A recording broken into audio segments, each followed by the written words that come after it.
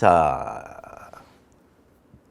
이제 제가 오늘 여러분에게 할 이야기는 전기 기사 필기 시험에 대한 것을 한번 전반적으로 해야 되겠다 하는 얘기입니다. 그럼 왜 이런 얘기를 하고자 하는 생각을 했냐 하면, 많은 분들이 공부를 할 때 뜬구름 잡는 그런 공부를 하고 있다. 그래서 이런저런 얘기를 먼저 한번 해보도록 하렵니다. 먼저 우리가 전기 기사의 1차 시험에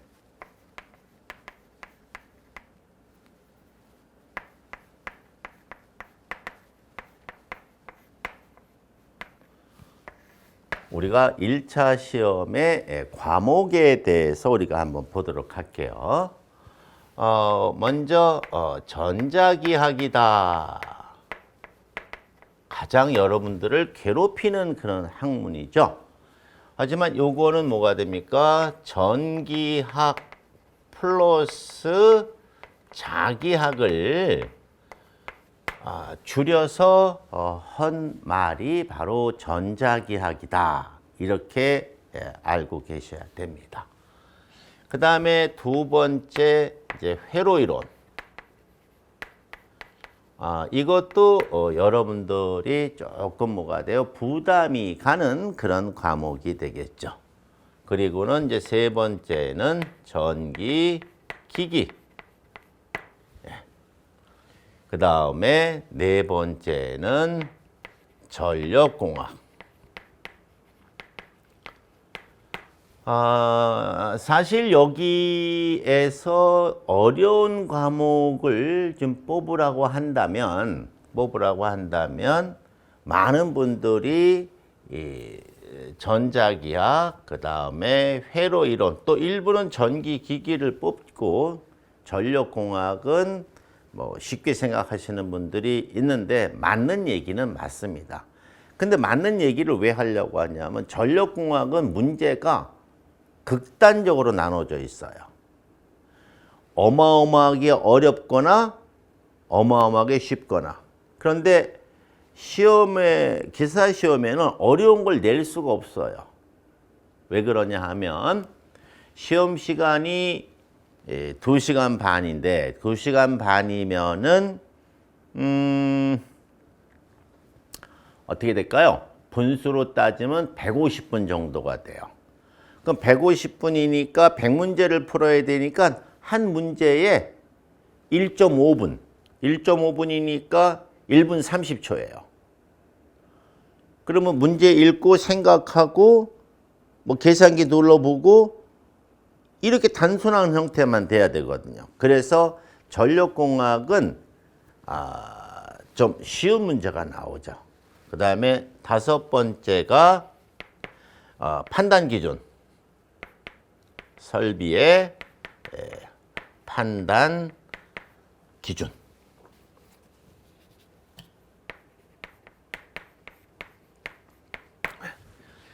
그래서 공략을 할 때에 이 판단 기준이 상당히 중요합니다. 판단 기준이. 그런데 의외로 이 판단 기준에서는 극과 극의 형태가 나타나는데, 막 80점, 뭐 90점 가까이 맞는 사람들이 있는가 하면 관악을 맞는 경우가 있어요. 관악을. 여기서 관악을 먹어버리면 끝난 겁니다. 그래가지고 참 이 점수 맞히기가 어려운데 이 또 판단 기준이 또 바뀌었어요. 어떻게 바뀌었냐 하면, 예전에는 우리가 지수 규정을 좀 썼어요. 지수 규정. 그러다가 우리가 지금은 IC 규정을 쓰거든요. 그래서 이 지수 규정과 IC 규정으로 바뀌는 바람에 여러 가지의 삭제된 것도 있고 새로 들어온 것도 있고 그래서 많은 분들이 참 어려워하고 이 IEC 규정을 적용한 것이 우리가 KIC 이렇게 보통 표현을 하죠. 예, 그래서 이 부분에 대한 것이 조금 어렵다라고 생각하시는 분들이 있는데 그거는 아니에요. 그거는 절대 아닙니다. 절대라는 표현은 너무 과하게 했나요? 그건 아니고요. 이제 거꾸로 한번 간단하게 여기에 대한 이야기를 제가 먼저 해드리면 판단 기준의 구성부터 한번 볼게요. 설비의 판단 기준.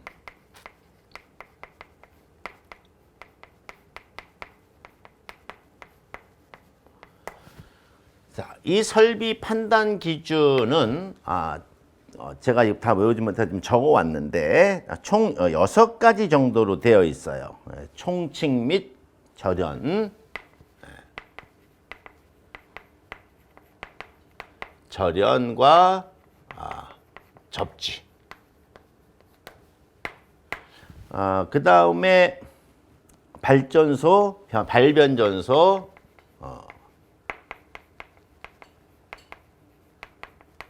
시설, 그 다음에 세 번째 전선로,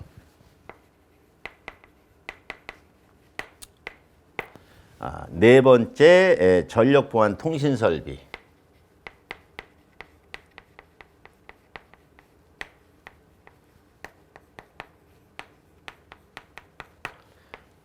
그 다음에 다섯 번째가 전기 사용 장소,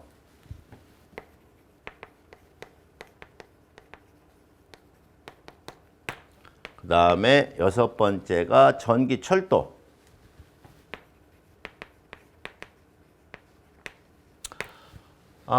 출제 비중을 한번 보면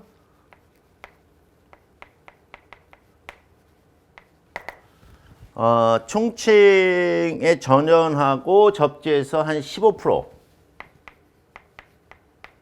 그 다음에 발변전소 쪽이 한 10%,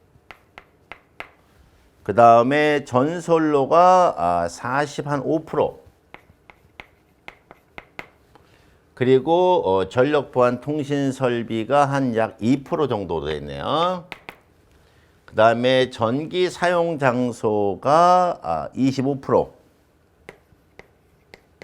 뭐 이게 되는지 모르겠지만 대충 뭐가 됩니까? 요거 25%, 50%, 95%, 뭐 좀 남았네요. 전기 철도가 한 3% 되겠네. 자, 근데 많은 분들이 이 그 판단 기준 이건 떠나서 전기기사 1차 시험 합격을 이 상대평가로 알고 있어요. 그게 아니고 절대평가예요. 그래서 100점을 맞기 위해서 굉장히 노력을 많이 하는데 저는 전달할 때 그렇게 안 합니다. 이거는 65점이다. 65점만 맞으면 된다. 왜? 60점 이상이 합격이니까, 1차 합격이니까 65점을 기준으로 잡아본다. 그러면 여기 한번 쭉 훑어보세요. 훑어보시면 지금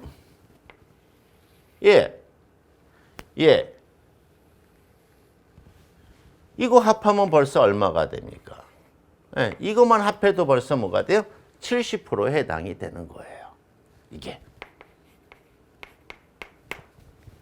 그렇기 때문에 우리가 이 부분에 대한 거를 잘해야 되면 크게 무리가 없다라고 하는 것이고, 지금 그 지수 규정에서 우리가 IEC 규정으로 들어가면서 가장 대표적으로 없어진 것이 뭐냐면 이 접지예요.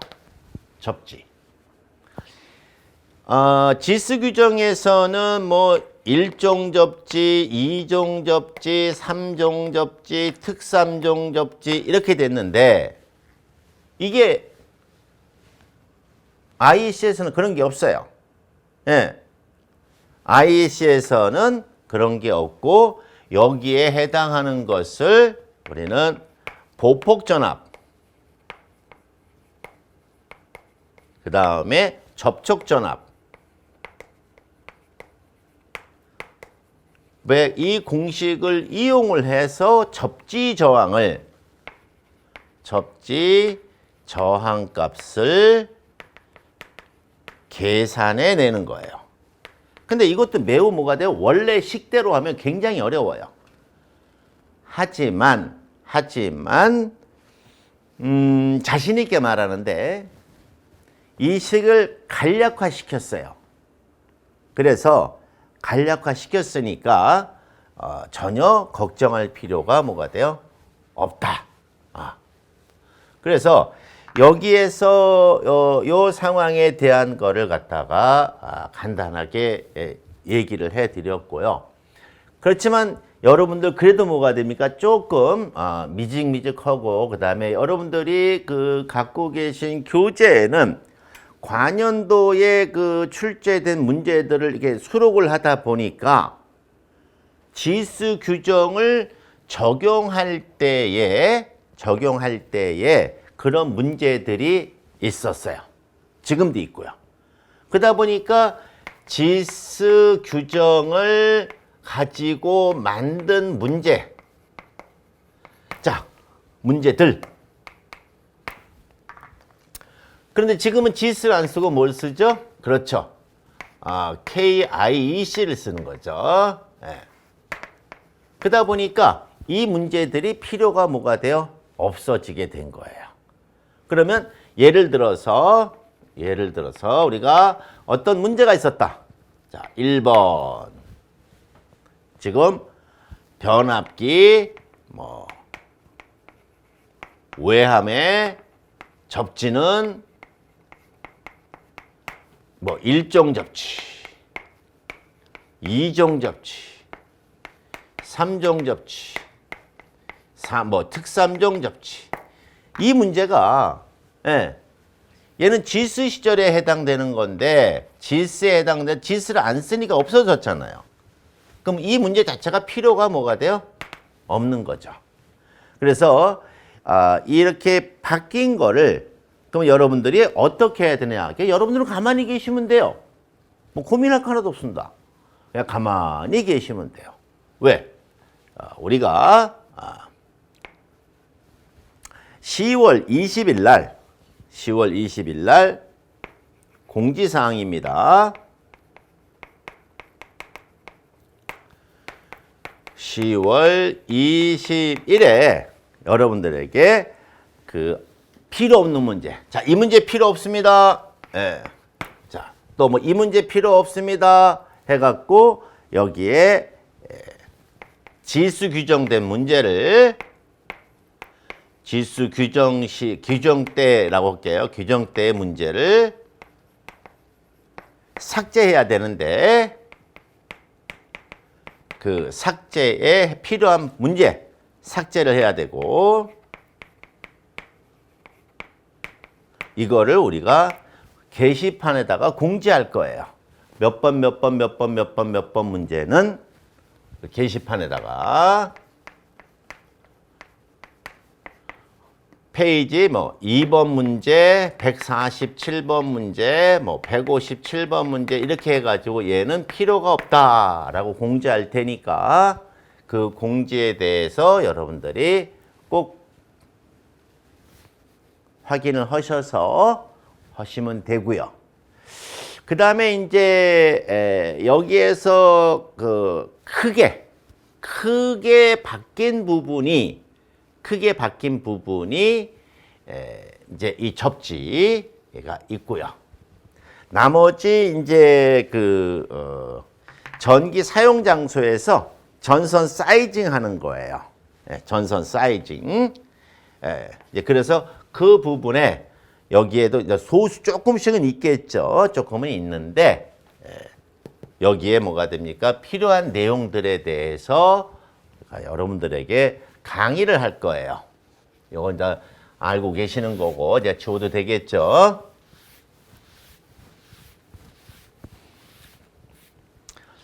그래서 내년 2022년 2월 1일 이 바뀐 규정, 바뀐 규정. 자, 어떤 걸까요? GS에서 IC로 넘어가면서 바뀐 규정에 대한 이 부분을 동영상을 업로드할 겁니다.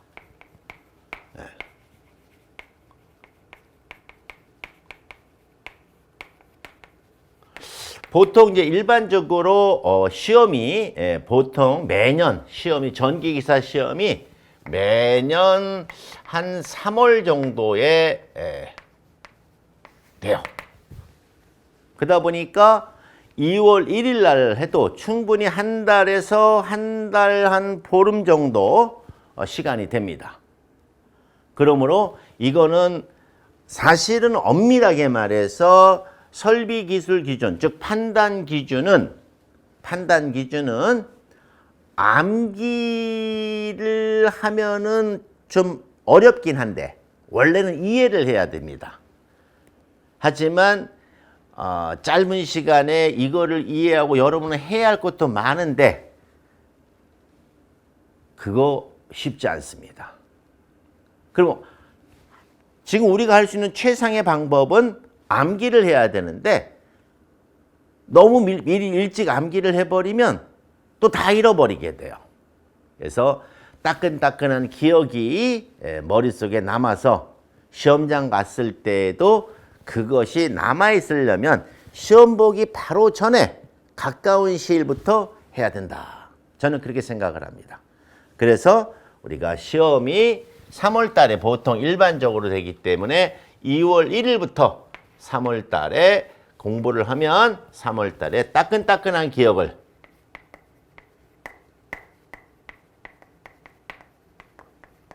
가지고 좋은 결과를 가지고 올 거다. 이렇게 믿어 의심치 않습니다. 그래서 여러분들이 꼭 기억해야 될 날짜는 10월 20일 2021년 10월 20일 그 게시판을 보셔야 되고요. 그래서 삭제할 문제가 뭔가. 그래서 삭제할 문제를 삭제를 해서 쓸데없는 쓸모없이 뭐가 됩니까? 시간을 보낼 필요가 없다. 그리고 2022년 2월 1일에 우리가 동영상을 업로드할 거다. 여러분들이 가장 중요시하는 궁금해하는 부분을 업로드할 것이다. 그래서 그걸 보시면 될 거고 또 여기서 마지막 중요한 건 뭐냐 하면 이 동영상을 업로드할 때 과연 누가 할 것이냐. 또 이 부분에 대해서는 또 우리가 또 우리 문영철 선생님이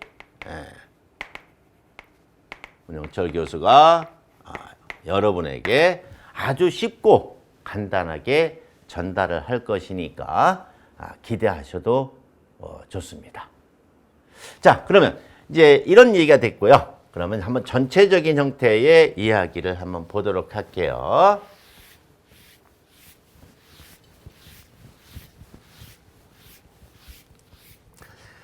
사실 전기기사의 시험의 범위는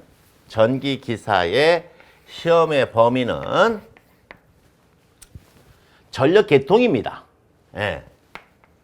전기기사 시험 범위가 전력 계통이다. 자, 여기 전력공학하고 전력 계통은 다릅니다. 그러면 전력 계통이라고 하는 건 뭐냐 하면 발전소에서부터 수용가까지에 해당이 되는 것입니다. 발전소에서부터 수용가까지. 자, 그러면 여기 발전소가 있는데 8당 발전소라고 한번 해볼게요. 팔당 발전소. 그럼 팔당 발전소가 이렇게 있을 때 이 팔당 발전소에는 당연히 발전기가 있겠죠. 네. 자, 그럼 발전기라고 하는 놈은 뭐 하는 놈이냐? 운동 에너지를 전기 에너지로 바꿔주는 놈이죠. 그러면 여기다 운동 에너지를 집어넣어 줘야 돼요. 자, 운동 에너지를 집어넣어 줘야 되는데 이 운동 에너지를 받으려면 운동 에너지는 보통 직선으로 운동하거든요. 근데 발전기는 회전을 해야 돼. 그러니까 직선을 회전으로 바꿔줘야 되기 때문에 여기에는 이제 터빈이라는 게 들어가죠. 터빈. 그래서 여기에다가 이렇게 뭐가 돼요? 조금 지울까요? 내가 약간만. 자, 여기에 이제 물을 떨어뜨리면 수력. 그 다음에 전기를 쏴서 하면 화력. 이때에 여기에 석탄이나 전기를 만들 때 석탄이라든가 또는 뭐 석유를 쓰면 우리가 화력. 전기는 전기인데 이 전기를 우라늄으로 만들 때, 원자력으로 만들 때는 원자력. 이제 이렇게 되는 것이죠. 요것이 이제 전력공학에서 말하는 발전공학. 요게 전력공학에 해당이 되는 거죠. 첫 번째. 그 다음에 이제 만든 정을 갖다가 우리가 변압기를 통해서 이렇게 송전선로, 그 다음에 변전소, 변전소니까 변압기겠죠? 그 다음에 배전선로, 다음에 수용각, 이쁜이 집.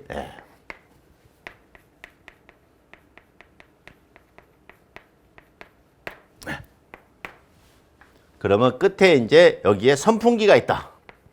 예를 들어서 선풍기가 있다. 그럼 이것이 이제 부하가 되겠죠. 전기를 사용하는 모든 기계 기구는 부하라고 하는 거고요. 전기를 만드는 기계 기구는 전부 다 뭐가 됩니까? 전원이다. 이렇게 얘기를 하는 겁니다. 그래서 전자기학이라고 하는 것은 전기학과 자기학을 말하는 것인데 여기에 전압이 걸리죠. 전기학은 전속, 머리카락을 잡아당기는 전속. 자기학은 쇳가루를 잡아당기는 자속. 이 자속은 전류와 관계가 있고요. 전속은 전압과 관계가 있죠. 네. 그러니까 여기에 지금 자속이 얼마나 돌아다니느냐, 또 우리 몸에 위험한 전속이 얼마나 뻗치느냐, 이런 거를 공부하는 것이 전자기학. 그 다음에 여기 이제 부하가 전동기, 선풍기인데 그냥 전동기로 그릴게요. 자, 이때 그러면 이제 전류가 흘러가야 되겠죠. 전기 에너지가 이제 쭉 흘러가. 전류란 건 전기 에너지가 흘러가는 거니까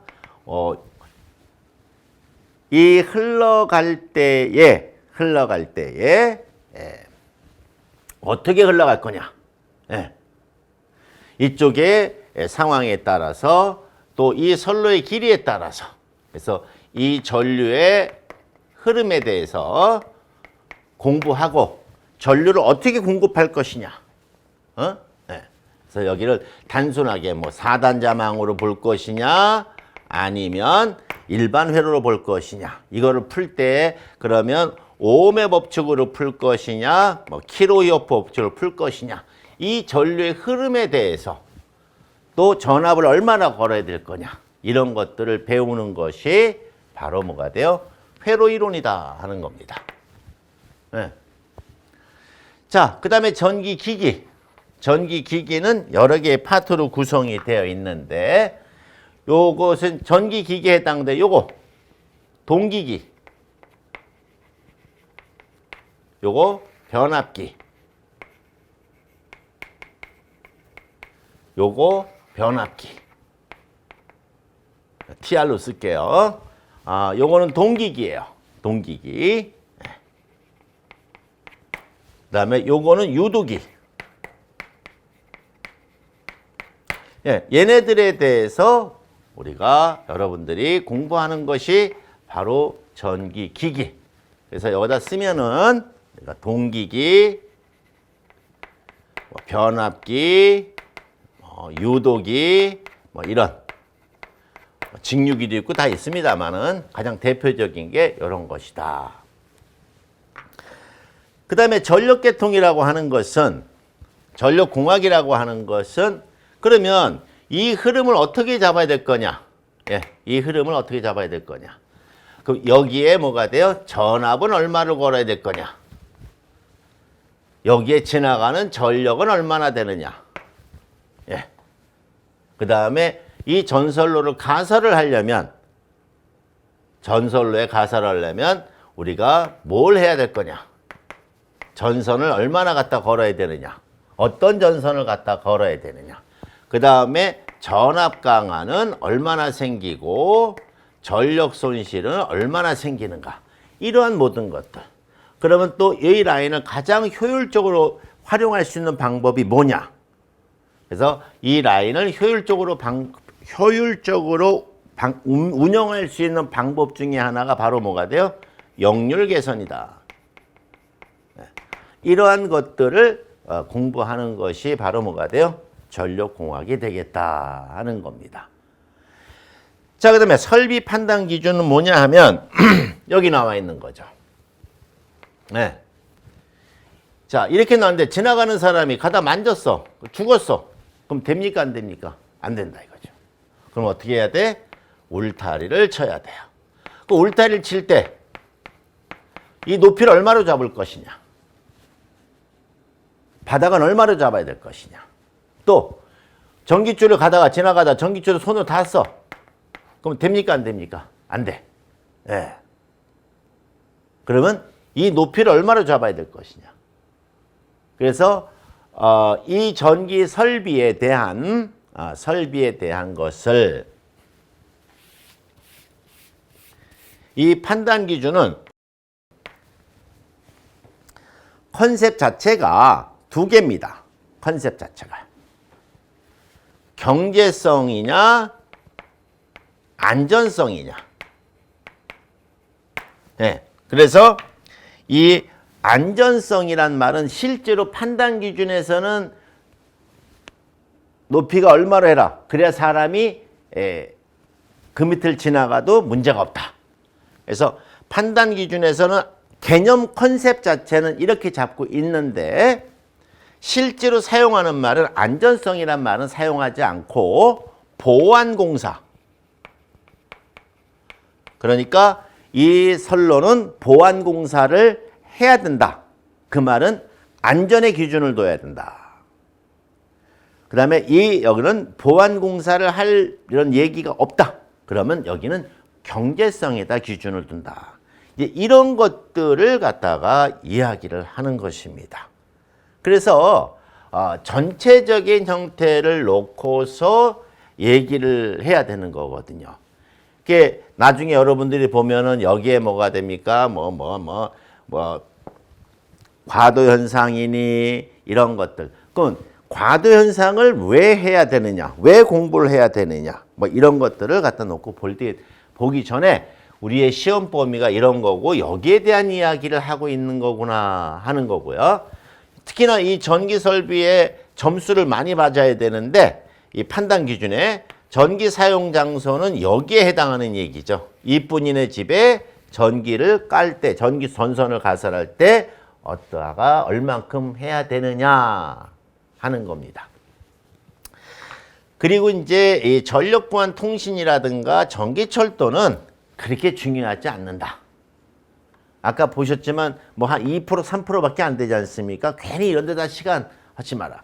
물론 100점을 맞아야 된다고 한다면 죽어라 공부를 해야 되겠지만 그냥 여유 있게 65점을 기준으로 놓고 공부를 하시면 크게 어려움이 뭐가 돼요? 없다.